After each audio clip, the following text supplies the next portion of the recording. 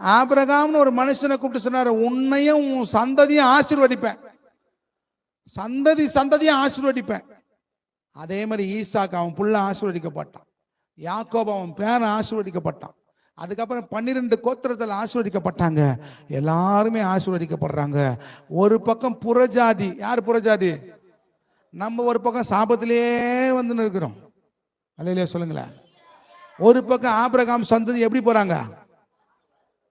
இப்ப இயேசு ஆபிரகாம் சந்ததியில இயேசு கிறிஸ்து வந்து பிறக்கிறார். அல்லேலூயா சொல்லுங்களேன். அவர் தலை மேல ஒண்ணு இருக்குது, என்ன தெரியுமா? ஆபிரகாமின் ஆசீர்வாதம். இப்ப இயேசுக்கு அப்புறம் யாருக்கு வரணும்? இயேசு கிறிஸ்து மூலமா யாருக்கு வந்துச்சு? இது வரைக்கும் இயேசு கிறிஸ்து கிட்ட சிலுவையில் இந்த சைடு வந்துச்சு ஆசீர்வாதம், இந்த சைடுல அவர் இப்படி மறிச்சு, எனக்கு சந்ததி யார் தெரியுமா?